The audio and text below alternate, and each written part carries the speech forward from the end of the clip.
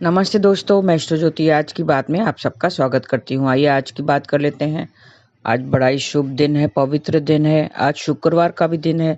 शुक्रवार के दिन माँ लक्ष्मी को ध्याते हैं और आज एकादशी तिथि है, तो उसके बारे में मैं विस्तार से बताऊंगी आगे। मेरे इस ऑडियो तक बने रहिए। कृष्ण कथा में हम थोड़ी सी ज्ञान की बातें करेंगे।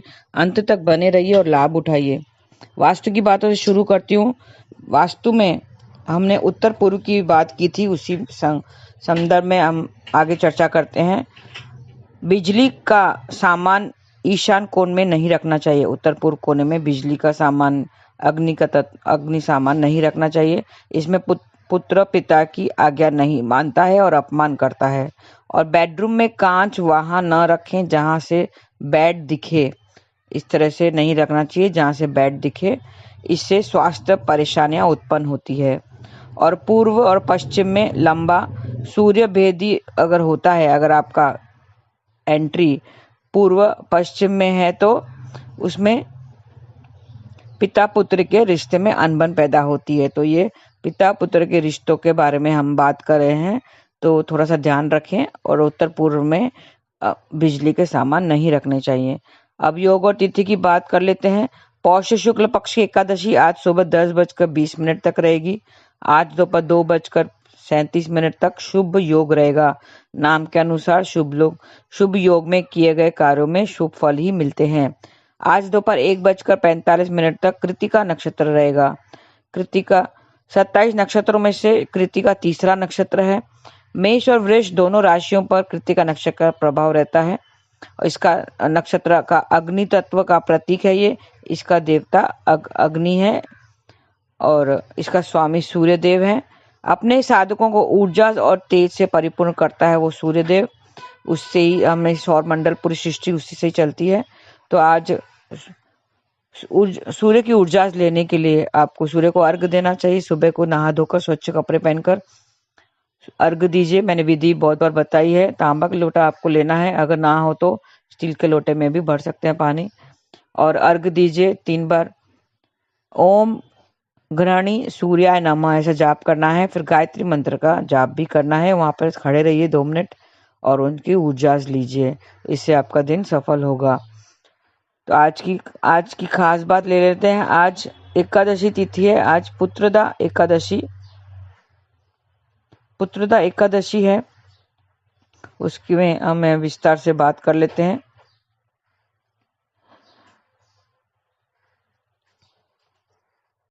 और एक बात बता दूं, कृतिका नक्षत्र का संबंध गूलर के पेड़ से बताया गया है। तो आज के दिन गूलर की उपासना करें और किसी प्रकार का नुकसान नहीं पहुंचाना है। और आज पुत्रदा एकादशी का व्रत किया जाएगा। इसे पवित्रता एकादशी भी माना जाता है। भगवान श्री विष्णु के निमित्त व्रत से सुंदर और स्वस्थ संतान मिलती है। पुत्रदा मतलब जरूर नहीं पुत्र हो। इस पुत्रदा एकादशी का संबंध संतान से है, तो पुत्र भी हो सकता है, वो पुत्री भी हो सकता है। एकादशी का व्रत जरूर करना चाहिए। जिन्हें संतान की कामना है उसे जरूर करना चाहिए। घर के आंगन में किलकत कान्हा जैसे करता है, उसी तरह आपके घर में भी आएगा, छोटा सा संतान की उत्पत्ति होगी, कान्हा आएगा।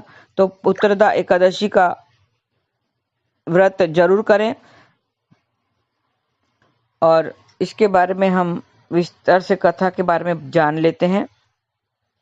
पुत्रदा एकादशी जनवरी में पड़ती है। पुत्रदा एकादशी का व्रत संतान प्राप्ति, संतान की समस्याओं से निवारण के लिए किया जाने वाला व्रत है।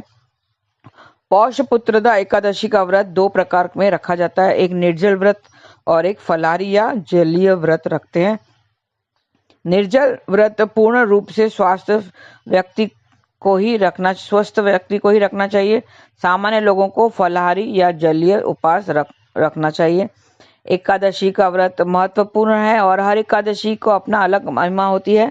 हिंदू परंपरा में एकादशी को पुण्य कार्य और भक्ति के लिए महत्वपूर्ण माना जाता है।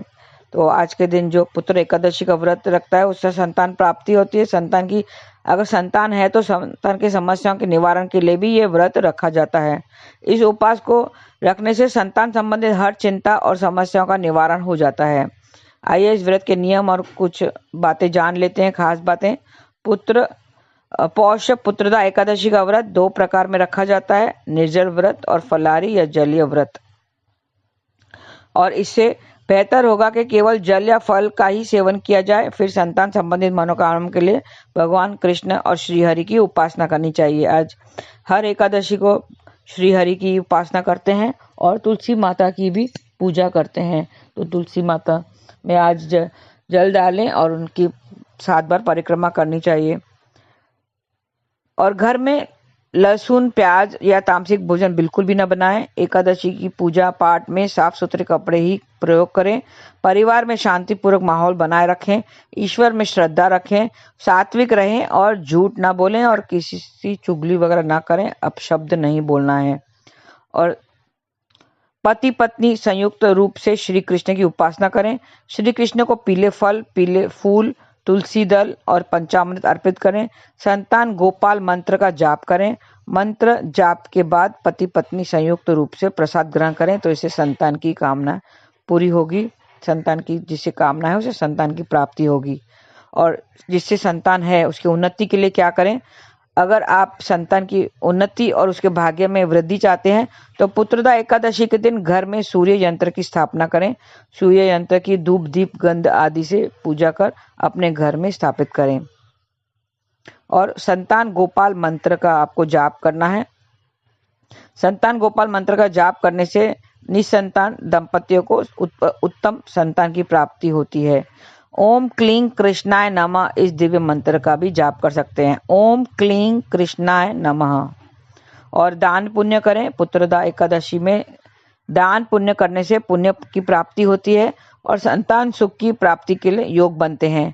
आप अपनी क्षमता के अनुसार किसी जरूरतमंद को भोजन, वस्त्र या धन दान कर सकते हैं। तो ये थी थोड़े से पुत्रदा एकादशी की बातें। अब आगे कृष्ण कथा में थोड़ी सी ज्ञान की बातें कर लेते हैं। आपको पता ही होगा कि पूर्व जन्मों के कर्मों से ही हमें इस जन्म में माता पिता, भाई बहन, पति पत्नी, प्रेमी प्रेमिका, मित्र शत्रु, सगे संबंधी इत्यादि संसार में जितने भी रिश्ते नाते हैं सब मिलते हैं अपने कर्मों के द्वारा ही मिलते हैं। इसका ध्यान रखें, क्योंकि इन सबको हमें या तो कुछ देना होता है या इससे कुछ लेना होता है, तभी वो हमारे जीवन में करीबी रिश्ते बनकर आते हैं, जैसे माता पिता और भाई बहन और या तो पत्नी पत्नी। सास संतान के रूप में कौन आता है आपको पता है? आज संतान की बात कर लेते हैं। संतान के रूप में कौन आता है? वैसे ही संतान के रूप में भी हमारा कोई पुनर्जन्म का संबंधी ही आकर जन्म लेता है, जिसे शास्त्र में 4 प्रकार के बताए गए हैं। हाँ, संतान भी जो पिछले जन्म के अगर जो संबंधित होते हैं वो ही संतान के रूप में आते हैं। वो 4 प्रकार के बताए गए हैं।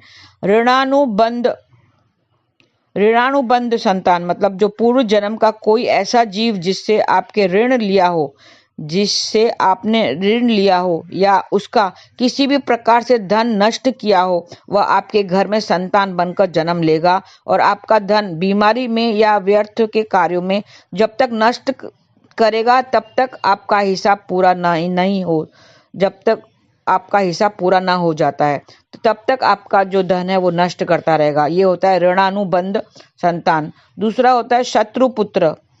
पूर्व जन्म का कोई दुश्मन आपका बदला लेने के लिए आपके घर में संतान बनकर आएगा और बड़ा होने पर माता पिता से मारपीट, झगड़ा या उन्हें सारी जिंदगी किसी भी प्रकार से सताता ही रहेगा। हमेशा कड़वा बोलकर उनकी बेइज्जती करेगा व उन्हें दुखी रखकर खुश होगा। तीसरा होता है उदासीन पुत्र। इस प्रकार की संतान ना तो माता पिता की सेवा करती हैं और ना ही कोई सुख देती हैं, बस उनको उनके हाल पर मरने के लिए छोड़ देती हैं। विवाह होने पर यह माता पिता से अलग हो जाते हैं। और है सेवक पुत्र। पूर्व जन्म में यदि आपने किसी की खूब सेवा की है तो वह अपनी ही हुई सेवा का ऋण उतारने के लिए आपका पुत्र या पुत्री बनकर आता है और आपकी सेवा करता है। जो बोया है वही तो काटोगे। अपने माँ बाप की सेवा की है तो ही आपकी औलाद बुढ़ापे में आपकी सेवा करेगी, वरना कोई पानी पिलाने वाला भी पास नहीं होगा। आप ये ना समझें कि यह सब बातें केवल मनुष्य पर ही लागू होती हैं। इन 4 प्रकार में कोई सा भी जीव आ सकता है। जैसे आपके किसी गाय के निस्वार्थ भाव से सेवा की है, तो वह भी पुत्र या पुत्री बनकर आ सकती है। यदि आपने गाय को स्वार्थवश पालकर उसको दूध देना बंद करने के पश्चात घर से निकाल दिया, तो वह ऋणानुबंध पुत्र या पुत्री बनकर जन्म लेगी। यदि आपने किसी निरपराध जीव को सताया है, तो वह आपके जीवन में शत्रु बनकर आएगा और आपसे बदला लेगा। इसके लिए कहते हैं कि जीवन में कभी किसी का बुरा ना करें, सबसे अच्छा व्यवहार करें। कोई भी जीव हो, चाहे जीव जंतु हो, पशु पक्षी हो या ही इंसान हो, किसी से भी बुरा बर्ताव ना करें, क्योंकि प्रकृति का नियम है कि आप जो भी करोगे उसे वह आपको इस जन्म में या अगले जन्म में 100 गुना वापस करके देगी। यदि आपने किसी को भी 1 रुपया दिया हो, तो समझो आपके खाते में 100 रुपया जमा हो गए हैं। हाँ, यदि आपने किसी को 1 रुपया छीन लिया, यदि आपने किसी का 1 रुपया छीना है, तो समझो आपकी जमा राशि से 100 रुपये निकल गए। जरा सोचिए, आप कौन सा धन साथ लेकर आए थे और कितना साथ लेकर जाओगे? क्या आप धन साथ लेकर जाओगे?